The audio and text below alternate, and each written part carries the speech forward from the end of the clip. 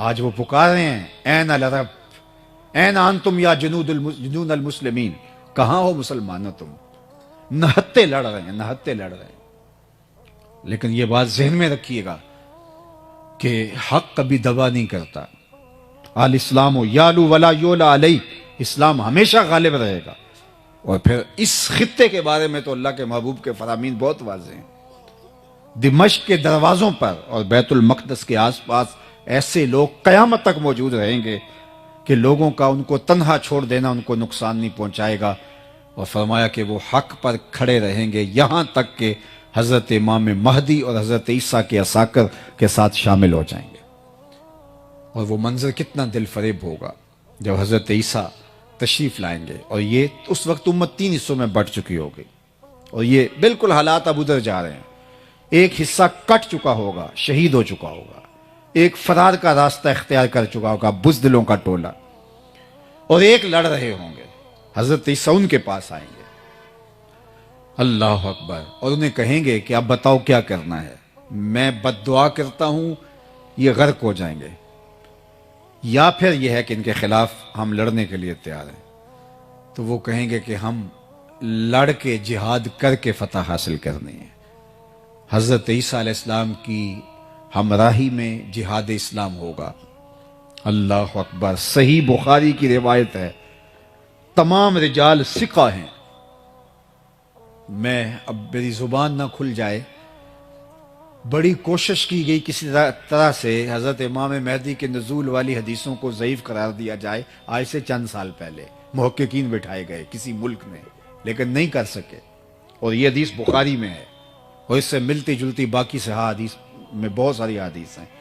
اللہ کے محبوب علیہ السلام فرماتے ہیں کہ وہ وقت آئے گا کہ پھر جب حضرت عیسیٰ علیہ السلام کے انفاس کی خوشبو سے ہی دجال پگھلنا شروع ہوگا، اور یہ فرار کا راستہ اختیار کرے گا، اور فرمایا مقام لد پہ قتل کر دیا جائے گا، بھاگتا ہوا۔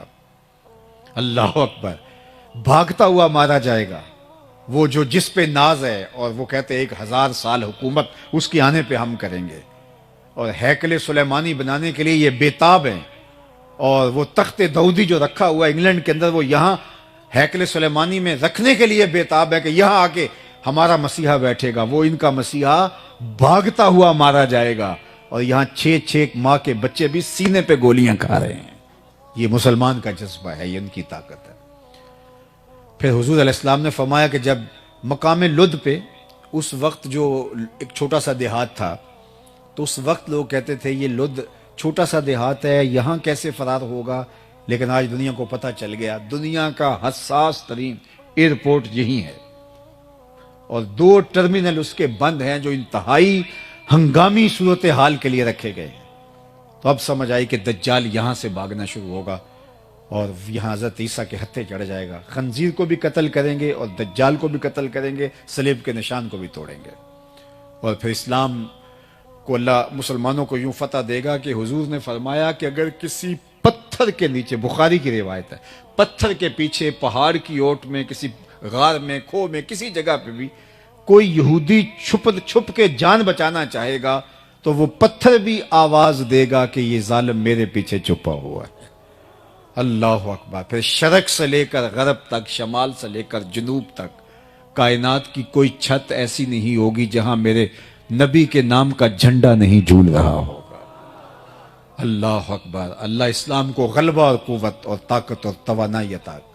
اور میرے اور آپ کے آقا و مولا نے فرمایا والذی نفسی بیدہ لینزلن عیسی ابن مریم ثم لئن قام علی قبری فیقول یا محمد لاجیبنہ۔ فرمایا مجھے قسم ہے اس رب کی جس کے قبضے میں میری جان ہے، عیسیٰ ابن مریم آئیں گے، یہ سارا کام مکمل کرنے کے بعد حضور کی بارگاہ میں حاضر ہوں گے، حضور کے روضہ انور کے پاس۔ جب کام جرنیل مکمل کر لیتا ہے تو پھر سیلوٹ کرتا ہے اپنے باس کو، تو حضور کی خدمت میں جائیں گے، لَيَنزَلَنَّ عِيسَى ابْنُ مَرْيَمَ ثُمَّ لَئِن قَامَ عَلَىٰ قَبْرِي، پھر وہ میری قبر پہ، میرے روزے پہ آئیں گے، فَيَقُولُ يَا مُحَمَّد، اور قبر پہ کھڑے ہو کے مجھے یا محمد کہہ کے آواز دیں گے، لَأَجِيبَنَّهُ، فرمایا قسم ہے رب کی میں قبر سے آواز، اس کی آواز کا جواب دوں۔ اللہ اکبر، وہ منظر اللہ نے نصیب کرنا ہے. دعا کرو اللہ ہماری نسلوں کو امام مہدی کے ساکر میں شامل کرے، حضرت عیسیٰ کے لشکروں میں شامل کرے. بلکہ حضور نے فخر سے فرمایا وہ وقت کیسا ہوگا جب عیسیٰ ابن مریم آئیں گے لیکن امام تم سے ہوگا. جب آئیں گے تو تازہ غسل کی طرح قطرے ٹپک رہے ہوں گے آپ کے وجود سے، اور اقامت ہو چکی ہوگی، فجر کی نماز کا وقت ہوگا.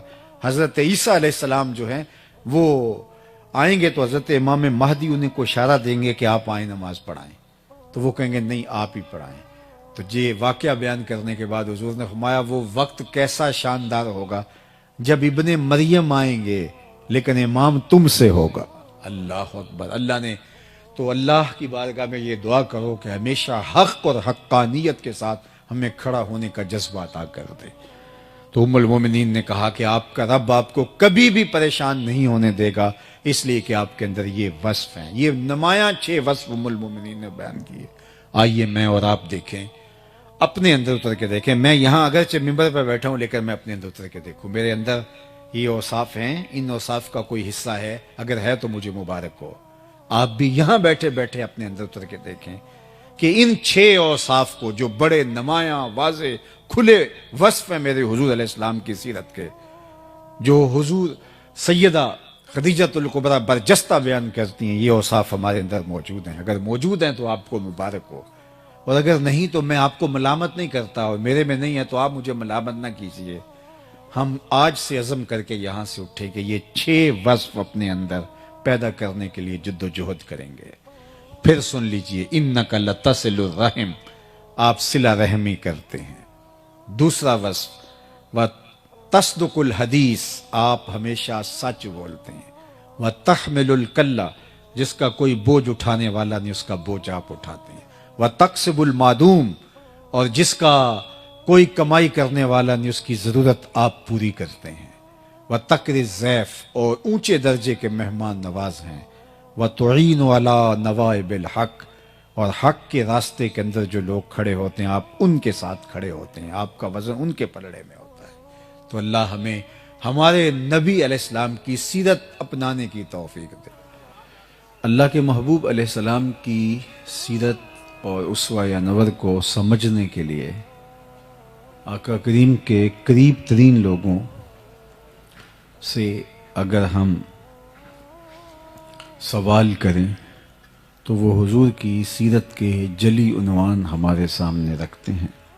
ام المومنین حضرت سیدہ عائشہ رضی اللہ تعالی عنہا سے جب حضور کی سیرت کے بارے میں، اخلاق کریمانہ کے بارے میں سوال ہوا تو انہوں نے برجستہ کہا کان خلقہ القرآن.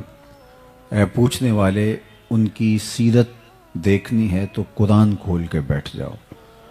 قرآن مجید نے جن احکام کو بجا لانے کا حکم دیا ہے آپ حضور کو ان کے ساتھ کھڑا ہوا دیکھو گے، اور جن امور سے منع کیا ہے آپ دیکھو گے کہ اس زون میں حضور آپ کو نظر نہیں آئیں گے. حضرت ام المومنین سیدہ خدیجۃ الکبریٰ رضی اللہ تعالی عنہا، جو حضور علیہ السلام کی وہ زوجہ محترمہ ہیں کہ جنہوں نے حضور کے کردار سے متاثر ہو کر ہی حضور سے نکاح کیا تھا. جب میسرہ غلام نے آ کر کے بتایا سفر شام میں حضور کے کردار کی کہانی ان کے سامنے رکھی تو انہوں نے حضور علیہ السلام کو پیغام نکاح بھیج دیا. اب آقا کریم علیہ السلام کے ساتھ ان کی رفاقت کا ایک طویل عرصہ گزرا. تقریباً نکاح کے 15 سال بعد حضور علیہ السلام کے قلب اطہر پر نزول وحی جب ہوئی تو قرآن تو وہ ہے کہ اگر پہاڑوں پہ بھی اترے تو وہ بھی ریزہ ریزہ ہو جائیں. یہ تو حضور علیہ السلام کا قلب انور تھا جو اس کو سہار گیا، لیکن اس کا ایک احساس تھا. تو آقا کریم گھر پلٹے پہلی وحی کے نزول کے بعد، اور آپ کو ایسے تھا جیسے سردی لگ رہی ہو، تو کہا زملونی، مجھے چادر اوڑھا دو. تو ام المومنین سیدہ خدیجۃ الکبریٰ رضی اللہ تعالی عنہا نے حضور کے کندھوں پہ چادر ڈال دی اور آقا کریم نے فرمایا مجھے اندیشہ جاں ہے، تو فرمایا کہ آپ کا رب آپ کو کبھی بھی ضائع نہیں ہونے دے گا۔ کیوں؟ اس کی وجہ بیان فرمائی اور برجستہ بیان فرمائی۔ بخاری میں ہے، باقی کتب حدیث میں ہے، اہل سیر نے اس پر تفصیل سے لکھا، 5 یا 6 کلمات انہوں نے ارشاد کیے۔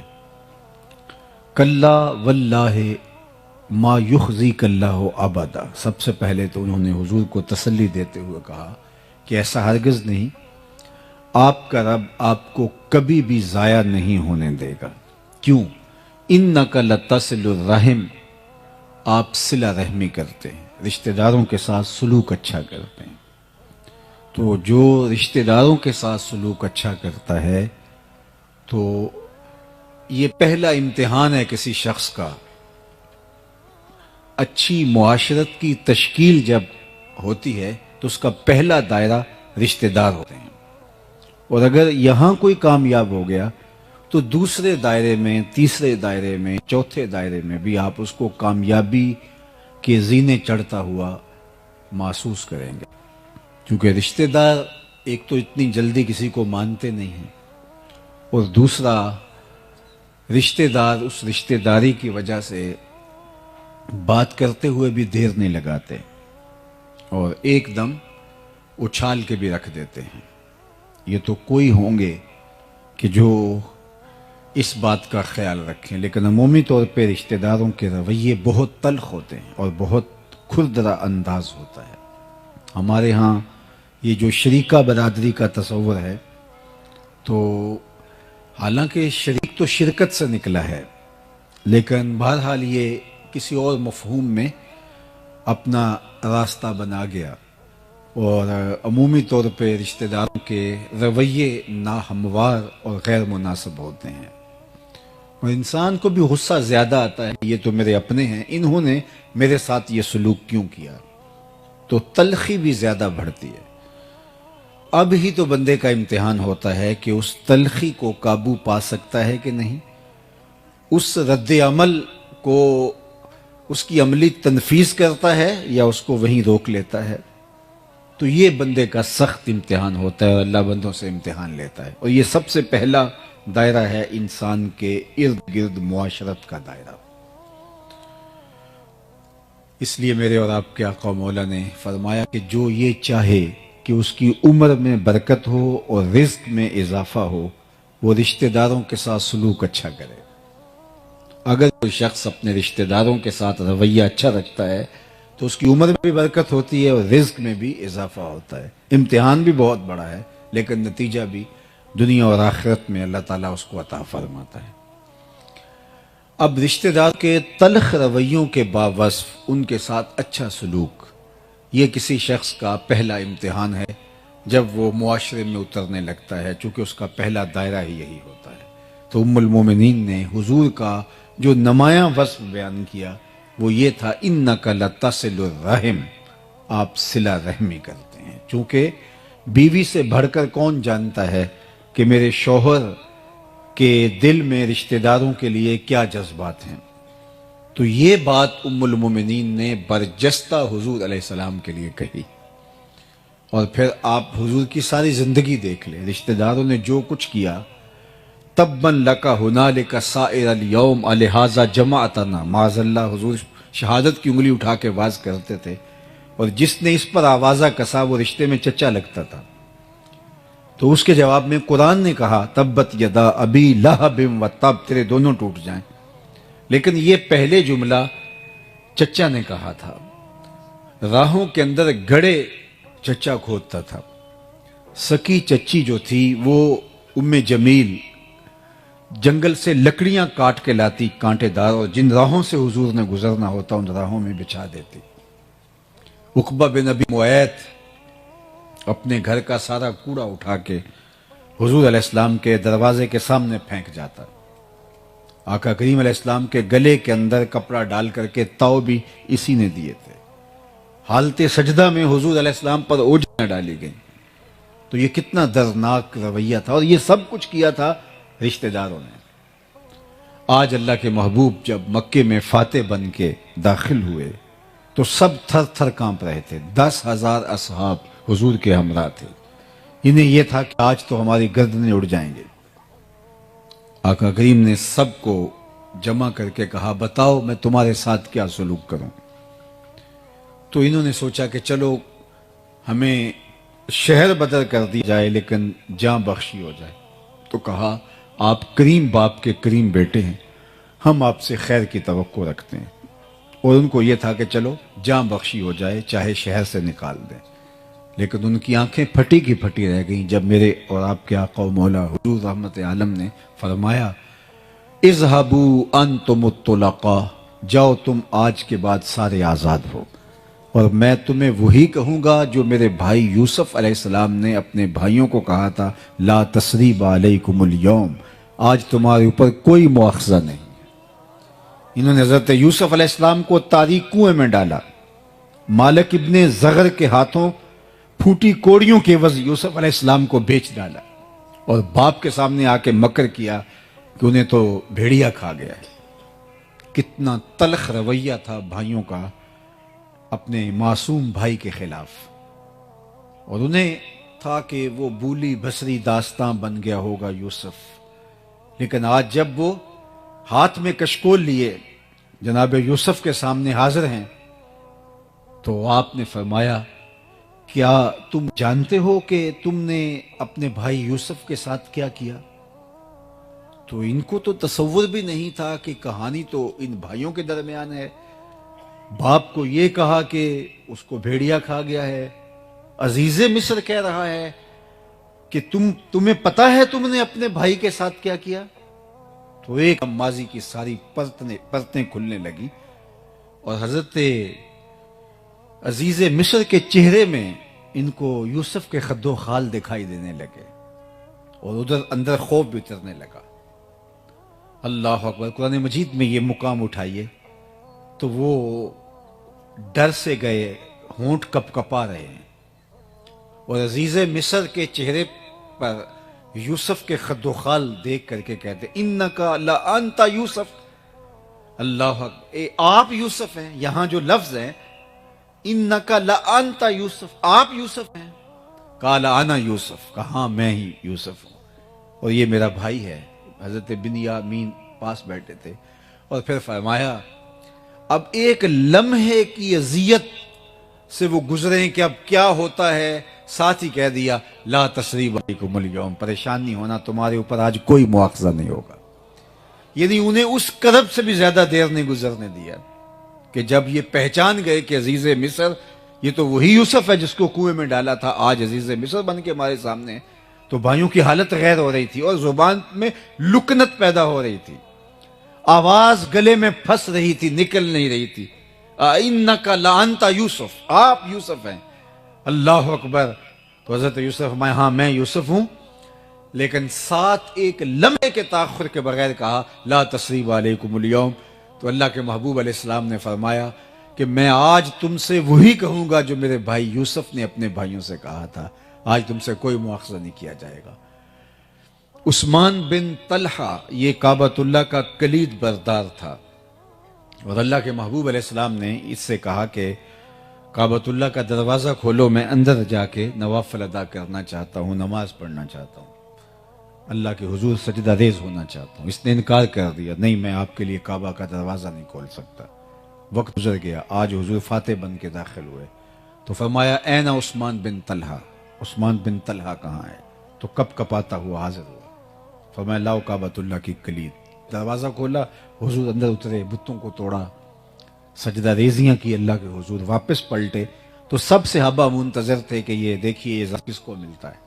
عثمان بن طلحہ کو تو دوبارہ چابی نہیں ملے گی, اب دیکھیے کس کا مقدر کھلتا ہے, اور یہ کعبۃ اللہ کی کلید برداری کا اعزاز کس کو ملتا ہے. سب حسرتیں لیے کھڑے تھے, لیکن حضور جب باہر تشریف لائے فرمایا عثمان بن طلحہ کہاں ہے؟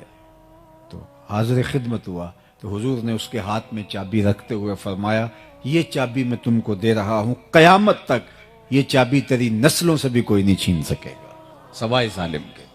آج بھی یہ جو شیبی خاندان ہے کعبۃ اللہ کا کلید بردار, یہ حضرت عثمان بن طلحہ کی اولاد سے ہے. تو جب اس نے حضور کا یہ سلوک دیکھا تو آگے بڑھ کے آقا کریم کے ہاتھ پہ بیعت اسلام کر لی۔ تو یہ سلوک تھا اللہ کے محبوب کا، صلہ رحمی کا یہ عالم تھا، یہ حضور کی سیرت ہے۔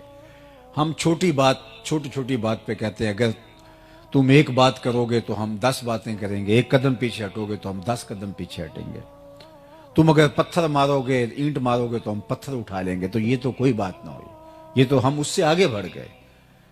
تم جو کرنا ہے کر لو، ہم اپنے رویے سے نہیں ہٹنے کے، ہم اپنی عادت خیر کو چھوڑنے کے نہیں۔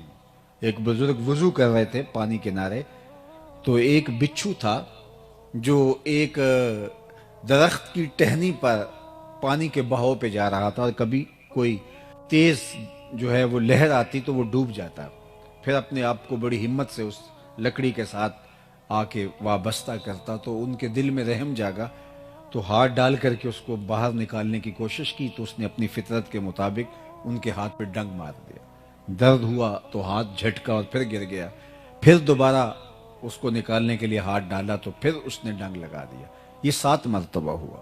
تو پاس کھڑے ان کے جو شاگرد تھے انہوں نے کہا حضرت یہ اتنا نصیب ہے کہ ہر بار آپ کو ڈنگ مارتا ہے اور آپ پھر بھی مصر ہیں اس کو نکالنے کے لیے؟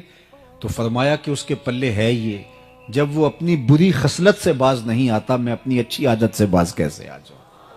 جس کے پاس جو ہوگا وہ وہی دے گا، الاناؤ یترشع بما فیہ، عربی کا مقولہ ہے برتن سے وہی ٹپکتا ہے جو برتن کے اندر ہو۔ اگر آپ کے ساتھ میرے ساتھ کوئی رویہ اچھا نہیں رکھتا، اس کا سلوک اچھا نہیں ہے، تو ہم یہ نہیں کہیں گے کہ اچھا اگر تو 1 قدم بڑھا ہے تو میں 10 قدم اور جو ہے وہ تیرے معاملے میں اتنی ہی برائی میں تیرے ساتھ بڑھ جاؤں گا، یہ تو پھر ہم اس سے آگے بڑھ گئے نا۔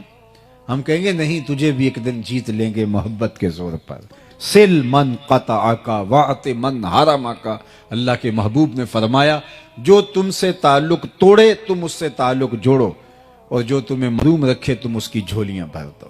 ہاں تمہارا یہ حق ہے کہ اگر رشتہ دار شر کا منبع و مصدر ہے تو آپ اس سے محتاط ضرور ہو سکتے ہیں، لیکن یہ نہیں ہے کہ وہ مشکل میں پھنس جائے، وہ تکلیف میں ہو، وہ اذیت میں ہو تو آپ اس وقت جو کہیں کہ اب میں اس کا سر کچل کے رکھ دوں، نہیں۔ بہترین صدقہ وہ ہے جو ناراض رشتہ دار کو دیا جائے جو تمہارا مخالف ہو، چونکہ نفس مانتا ہی نہیں ہے اس صدقے کے لیے۔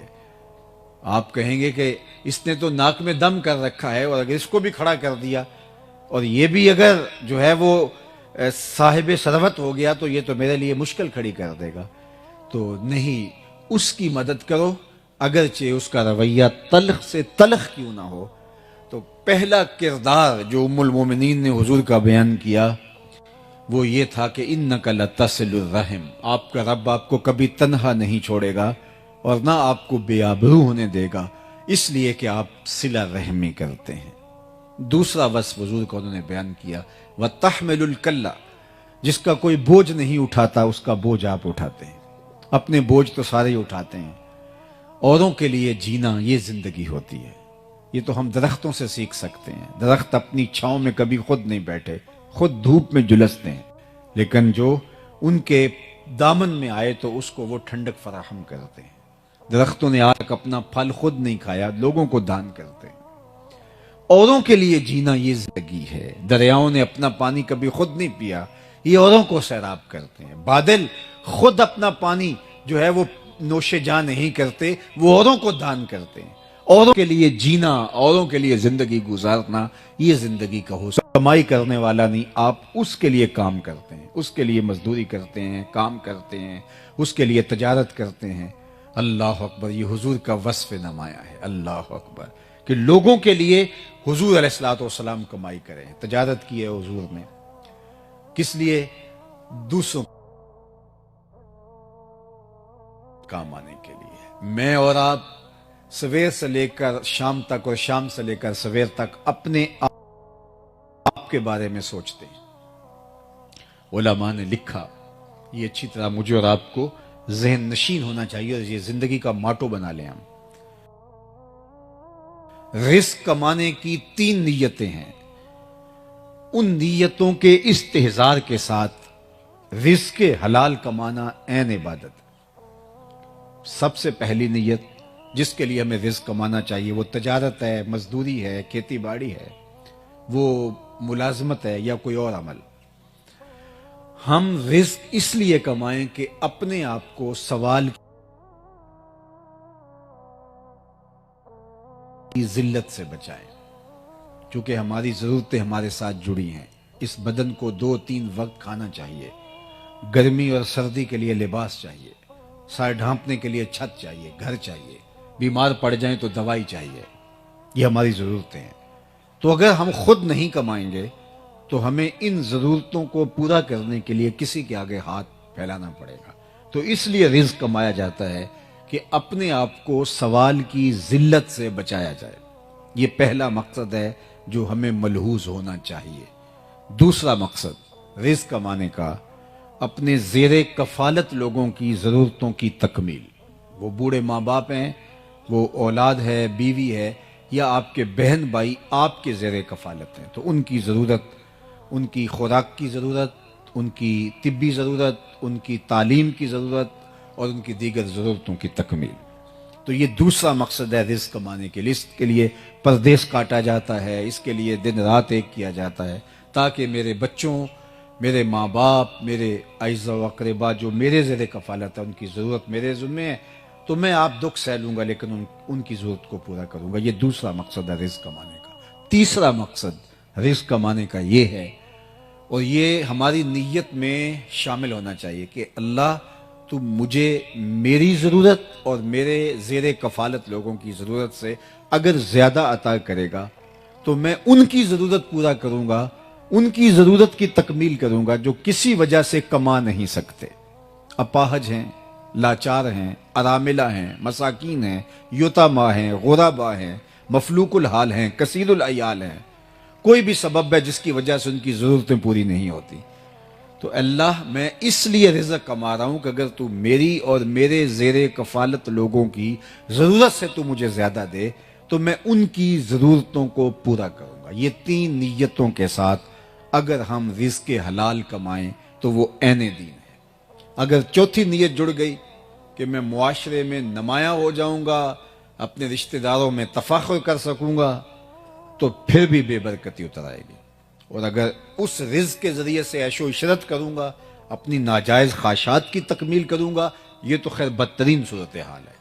صرف تفاخر کروں میں باقی رشتہ داروں کے اندر بھی، میاں میں تم سے امیر ہوتا ہوں، اور میں ان پر تفوق کا اظہار کر سکوں، یہ بھی نیت میں کہیں چھپا ہوا، تو وہ رزق آپ کو بے چین کر دے گا، سکون نہیں آنے دے گا، اور وہ رزق جو ہے وہ پھر دنیا کا مال بن کے رہ جائے گا جو تمہارے لیے بہت کڑے اور سخت حساب کا ذریعہ ہوگا۔ تو صرف 3 نیتیں ہمارے ساتھ جڑی ہونی چاہیے۔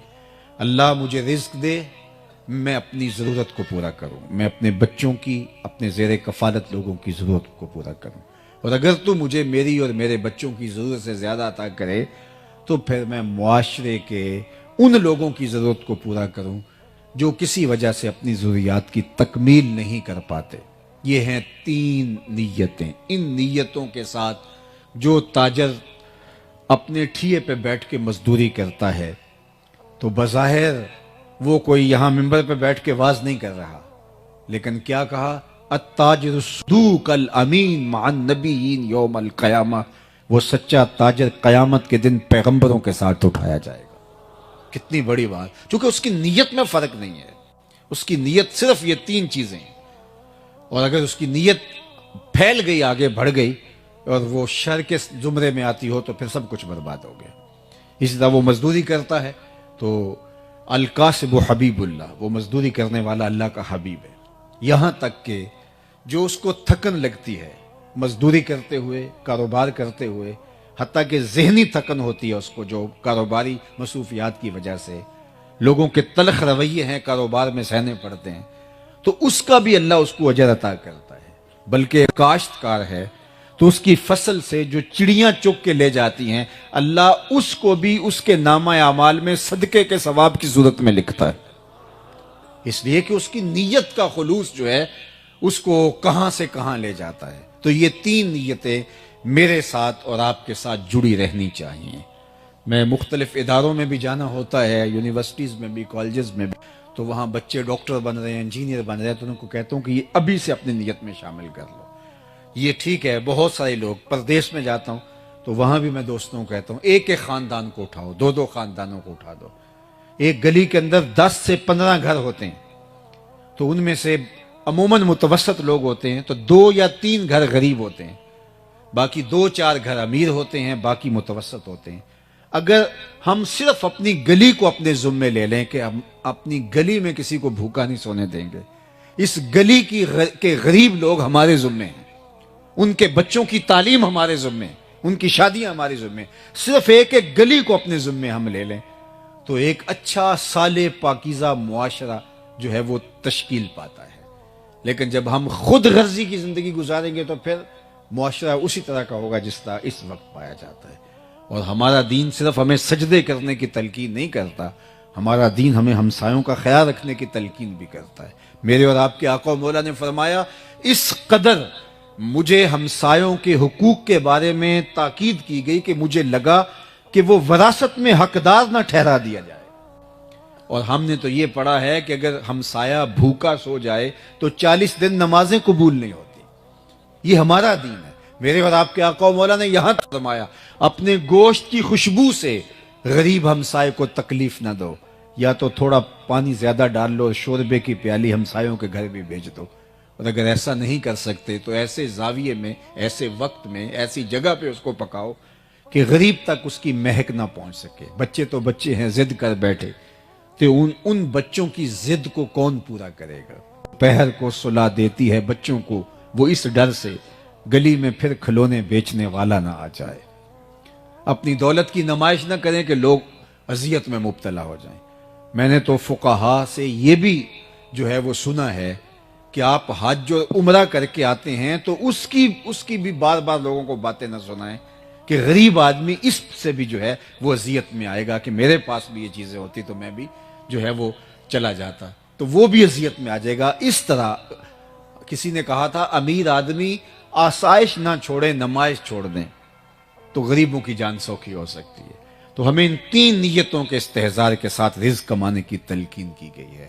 ہم اوروں کے لیے جئیں، اور جب ہم اوروں کے لیے جینا شروع کر دیتے ہیں تو پھر ہماری زندگی کے اندر جو طمانینت آتی ہے اس کو کسی ترازو پہ نہیں تولا جا سکتا. ہم ایسے جینا شروع تو کریں، ہم یہ سمجھیں کہ یہ ہمسائے کے بچے میرے بچے ہیں اور ان کی ضرورت میرے ذمے ہے اور یہ میرے ذمے ہیں، اور معاشرہ اس طرح کس طرح صالحیت کے سانچے میں ڈھل جائے گا.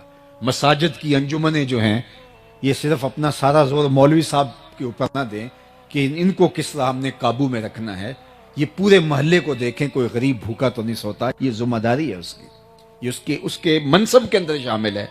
اسی طرح جو زعماء ہیں، سیاسی زعماء ہیں معاشرے میں جن کو اللہ تعالیٰ نے مقام دیا ہے، صرف یہ نہیں ہے کہ بندہ خود کر سکتا ہو. اللہ نے ان لوگوں کی بھی مذمت کی ہے کہ جو خود تو نہیں کر سکتا لیکن دوسروں کو بھی اس کی ترغیب نہیں دیتا تو وہ بھی پکڑا جائے گا. وَلَا يَحُضُّ عَلَىٰ طَعَامِ الْمِسْكِينِ فَوَيْلٌ لِّلْمُصَلِّينَ الَّذِينَ هُمْ عَنْ صَلَاتِهِمْ سَاهُونَ الَّذِينَ هُمْ يُرَاءُونَ وَيَمْنَعُونَ الْمَاعُونَ. تو یہاں پہلے فرمایا کہ أَرَأَيْتَ الَّذِي يُكَذِّبُ بِالدِّينِ فَذَلِكَ الَّذِي يَدُعُّ الْيَتِيمَ وَلَا يَحُضُّ عَلَىٰ طَعَامِ الْمِسْكِينِ، کہ یہ وہ بد نصیب شخص ہے جو لوگوں کو ترغیب نہیں دیتا کہ فلاں یار غریب ہے اس کی مدد کو پہنچو.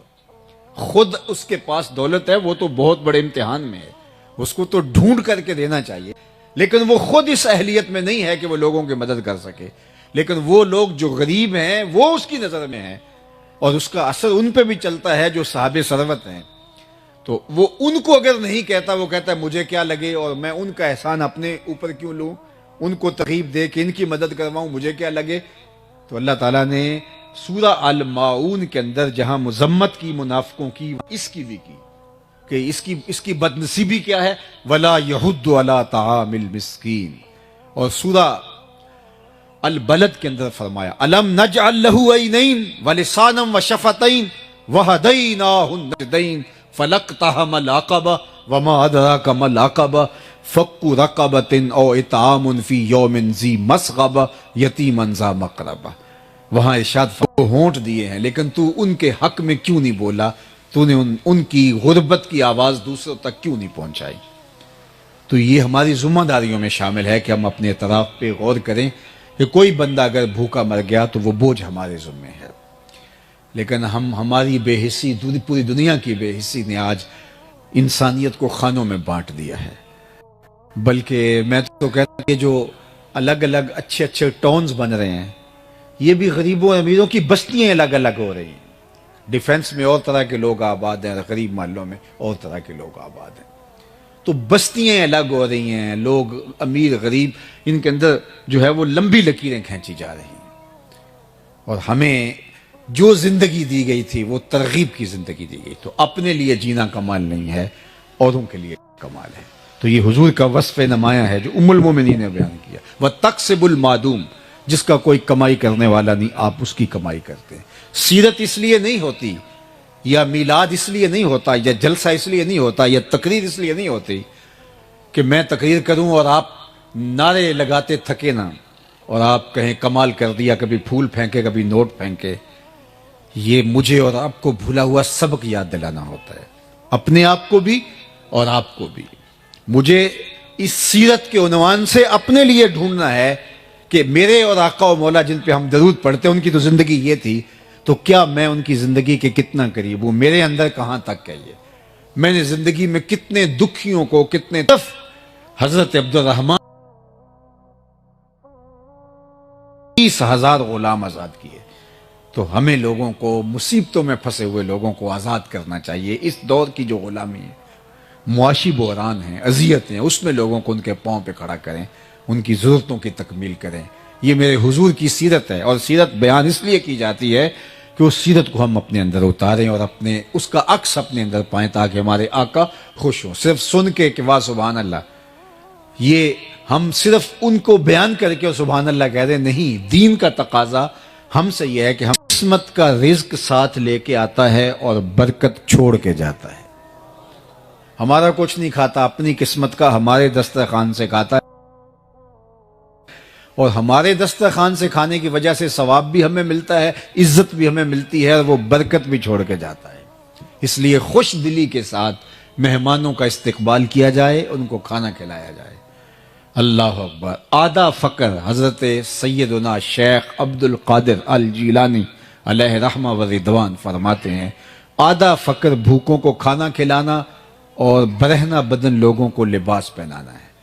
باقی چلے، ریاستیں، عبادتیں، نمازیں، سجدے، تہجدیں، اوراد، اشغال، وظائف، یہ باقی آدھا بنتا ہے۔ صرف آدھا بھوکوں کو کھانا کھلانا اور برہنہ بدن لوگوں کو لباس دینا ہے۔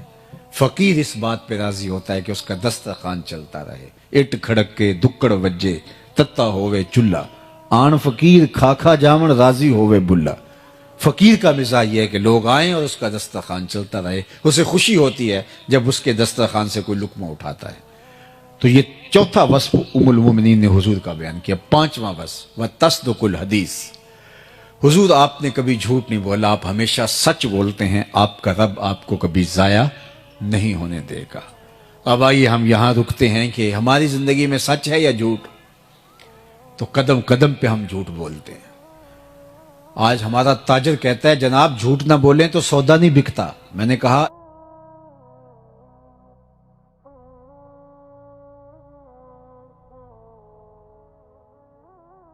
کیسے بیچ لیتے ہیں؟ وہاں تو جھوٹ کا کبھی گزر بھی نہیں ہوا، اور وہ معیشت میں کہاں سے کہاں ہیں۔ یہ ایک عجیب فلسفہ تراشا کہ جھوٹ نہ بولیں گے تو سودا ہی نہیں بکے گا۔ جھوٹ تو نحوست ہے، جھوٹ تو معیشت کو کھا جاتا ہے، جھوٹ تو سکون کو برباد کر دیتا ہے، اور اللہ کے محبوب نے فرمایا یہ جہنم کی طرف لے جاتا ہے۔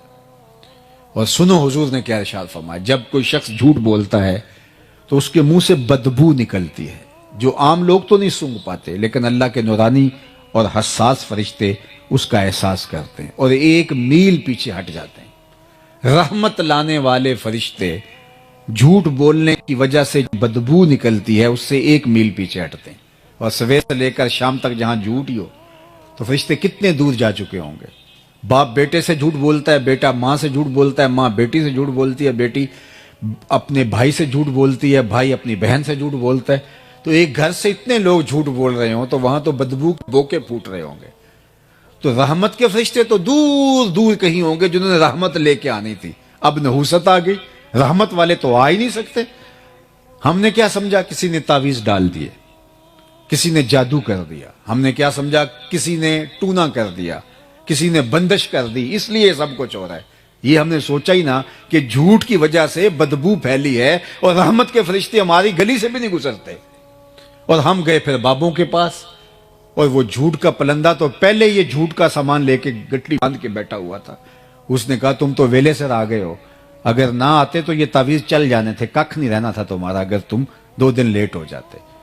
پھر ہر اتوار کو اس ملنگ, اس بابے, اس عامل کی جو ہے وہ کیا اس کو کہتے ہیں, ٹھیا کہہ لیں یا آج کل جو بھی لفظ بولتے ہیں, وہاں جا کے جو ہے وہ چوکی بھرنی پڑتی ہے.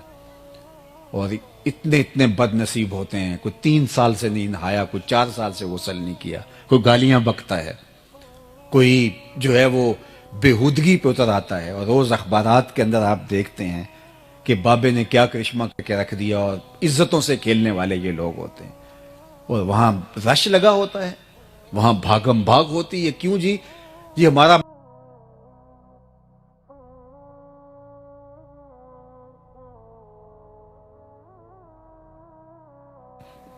لیکن ہو سکتا ہے کبھی بخل بھی کر جائے.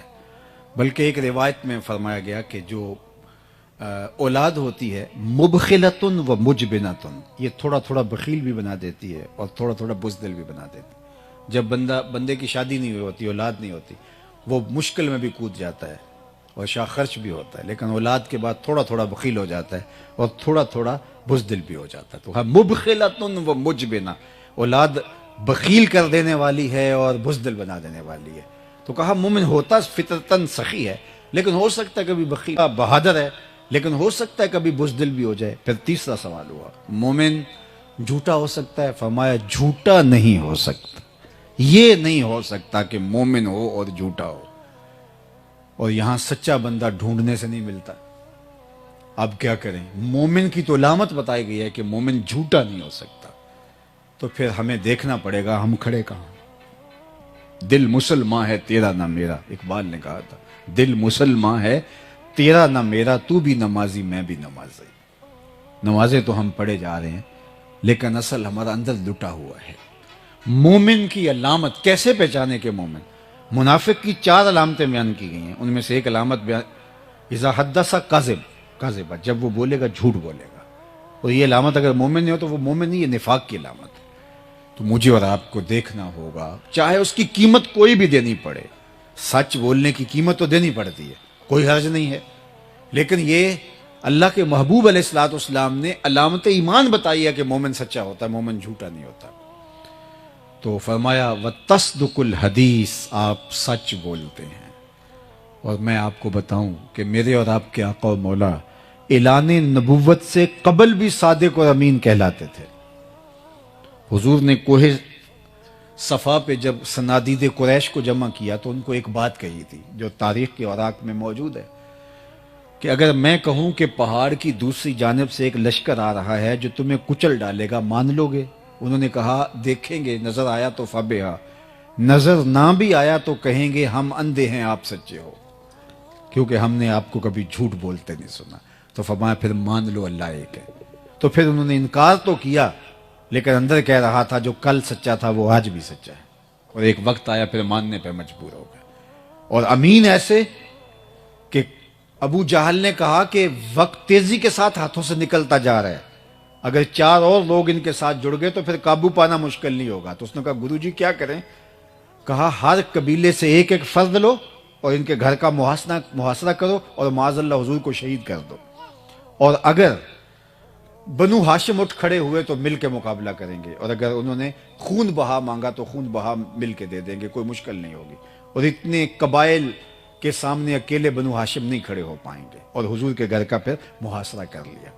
اللہ اکبر. اور آپ جانتے ہیں کہ آقا کریم نے حضرت علی المرتضیٰ کو اپنے بستر پہ لٹایا اور کیا کہا, علی تم میرے بستر پہ لیٹ جاؤ, صبح اٹھنا, لوگوں کی امانتیں واپس کر کے تم بھی مدینے چلے آنا. تو ذرا تصور کیجئے حضور کیسے امین تھے. جنہوں نے امانتیں حضور کے گھر میں رکھی تھی آج قتل کے درپے ہوئے, تو انہیں امانتوں کا فکر نہیں تھا، وہ جانتے تھے کچھ بھی ہو جائے محمد عربی کے پاس رکھی گئی امانتیں ضائع نہیں ہوں۔ یہ ہوتا ہے امین۔ اور پھر آقا کریم نے بھی فرمایا کہ تم امانتیں واپس دے کے آنا۔ کسی نے حضرت علی سے پوچھا کہ تم حضور کے بستر پہ لیٹ گئے تھے تو وہ حضور علیہ السلام کے گمان میں تمہیں بھی تو قتل کر سکتے تھے، تو تمہیں نیند آ گئی تھی؟ حضرت علی نے کہا بڑے آرام کی نیند۔ کہا کیسے؟ کہا حضور نے کہا تھا علی تم میرے بستر پہ لیٹ جاؤ، صبح اٹھ کے امانتیں دے کے مدینے چلے آنا۔ مجھے یقین تھا میں صبح اٹھوں گا بھی، امانتیں بھی ادا کروں گا اور مدینے بھی پہنچوں گا، اس لیے کہ یہ میرے حضور نے فرما دیا تھا۔ اللہ اکبر، یہ ہے حضور کا کردار، حضور علیہ السلام کی زندگی۔ وَتَصْدُقُ الْحَدِيث، یہ ہمیشہ سچ بولتے ہیں۔ اور چھٹا وصف حضور کا وَتُعِينُ عَلَى نَوَائِبِ الْحَقِّ، ام المومنین نے کہا کہ جو حق کی راہ پہ لوگ موجود ہوتے ہیں ہم دیکھتے ہیں آپ ان کے ساتھ کھڑے ہوتے ہیں۔ ہم تو کہتے ہیں کہ ہمیں کیا لگے جی، ہمیں کیا غرض، ہم تو اپنے آپ کا دفاع کرتے ہیں، اپنے آپ کو بچاتے ہیں۔ سچ اور سچائی کے ساتھ کھڑا ہونا ہمارے مزاج میں نہیں ہے، اور اسی لیے پھر سچ بولنے والا تنہا رہ جاتا ہے اور معاشرہ اس کو کچل کے رکھ دیتا ہے، دوبارہ وہ عبرت کا نشان بن جاتا ہے، لوگ جو ہے وہ اس جگہ پہ کھڑا ہونے کو تیار نہیں ہے۔ سچ کے ساتھ کھڑا ہونا چاہے اس کی کوئی بھی قیمت دینی پڑے۔ حالات کی تلخیاں آج دیکھیے دنیا کے اوپر، آج 56-57 اسلامی ملک حق کے ساتھ کھڑے نہیں ہو پا رہے۔ فلسطین کے اندر جو قیامت بپا ہے، چند نہتے ٹینکوں سے توپوں سے لڑ رہے ہیں، اور 56-57 اسلامی ملک جن کی غیرت کا جنازہ نکل گیا۔ یہ OIC کا اجلاس ہوا ہے اور عرب لیگ کا، کتنے بے شرم لوگ ہیں، کیسے تصویریں اور جھنڈوں کے آگے کھڑے ہوئے تھے۔ تم نے کیا کیا ہے کہ یوں کھڑے سینہ تان کے تصویریں کھنچوا رہے؟ کہاں گئی تمہاری غیرت؟ دیبل کے ساحل پہ ناہید نامی ایک لڑکی نے پکارا تھا، اور حجاج بن یوسف کوئی اچھا شخص نہیں مانا جاتا، ظالم شخص تھا۔ حضرت حسن بصری رضی اللہ تعالیٰ عنہ تابعی ہیں، وہ فرمایا کرتے تھے اگر پچھلی امتوں کے لوگ اپنے سارے ظالم لے آئیں اور ایک پلڑے میں ڈال دیں، دوسرے پلڑے میں صرف حجاج بن یوسف کو ہم ڈال دیں تو یہ پلڑا پھر بھی بھاری ہوگا، اتنا بڑا ظالم تھا۔ لیکن اس نے دیکھا کہ محراب کے پیچھے آوازیں آ رہی ہیں، تو اس نے معلوم کیا تو پتہ چلا کہ دیبل سے ایک جہاز پہنچا ہے اور فریاد کی گئی ہے اور حجاج کو پکارا گیا ہے۔ پھر وہ اللہ کے قہر کی بجلی بن کے نازل ہوا۔ یہ ہماری تاریخ ہے۔ میرے استاد یہ کہا کرتے تھے کہ یہ نہ ہو کہ لوگ تمہیں پوچھے تم کون ہوتے ہو اور تم بتاؤ جناب ہم مسلمان ہوتے ہیں، یہ دیکھو مذہب کے خانے میں اسلام لکھا ہے۔ آپ فرمایا کرتے تھے نہ کسی کو پوچھنے کی نوبت آئے، نہ تمہیں بتانے کی ضرورت ہو، تم دور سے چلے آ رہے ہو، لوگ کہیں وہ دیکھو حضور کا غلام آ رہا۔ ہمارا عشق ہمارے نعروں سے جھلکتا ہے، ہمارا عشق ہماری پگڑی اور ہمارے جبے سے سمجھ میں آتا ہے، ہمارا عشق جو ہے وہ ہمارے اور رویوں سے سمجھ میں آتا ہے۔ نہیں، ہم اگر دکان پہ بیٹھے ہیں لوگ کہیں اس سے سودا لو، یہ عاشق رسول ہے، یہ 2 نمبر سودا نہیں دے سکتا، یہ 2 نمبر دوائی نہیں دے سکتا، اس لیے کہ یہ عاشق رسول ہے۔ ہم سے کوئی رشتہ کرنے آئے تو کہا بے دھڑک رشتہ کرو اپنی بیٹی کا، اس لیے کہ یہ عاشق رسول ہے، اور عاشق رسول کبھی بھی تمہاری بیٹی کی تذلیل نہیں کرے گا، اس کی عزت نفس پہ حرف نہیں آنے دے گا۔ میرا عشق میرے رویے سے پتہ چلے، ہمسایوں کے ساتھ سلوک سے میرا عشق پتہ چلے۔ اللہ کے محبوب علیہ السلام نے وضو کیا اور حضور کے پانی کو صحابہ نے زمین پہ نہیں گرنے دیا، اپنے ہاتھوں پہ لیا اور اپنے منہ پہ مل لیا۔ تو آقا کریم نے جب یہ منظر دیکھا ما یحملکم علی ھذا، صحابہ تمہیں اس بات پر کس نے ابھارا ہے، میں نے تو اس کا حکم نہیں دیا۔ انہوں نے کہا حب اللہ و رسولہ، اللہ اس کے رسول کے پیار نے ہمیں اس پہ آمادہ کیا ہے، اور واقعی یہ پیار کی علامت ہے کہ حضور کے وضو کے پانی کو بھی زمین پہ نہیں گرنے دیتے، بلکہ حضور نے ایک دفعہ پچھنے لگوائے اور ایک لگن میں خون جمع ہو گیا، تو حضور نے ایک صحابی کو کہا جاؤ ایسی جگہ بہا آؤ جہاں کسی کے قدم نہ پڑے، اور جا کے ایک پتھر کی اوٹ میں بیٹھ کے نوش جاں کر گئے۔ واپس پلٹے تو فرمایا بہا آئے ہو؟ جی حضور ایسی جگہ جہاں کسی کے قدم نہیں جا سکتے۔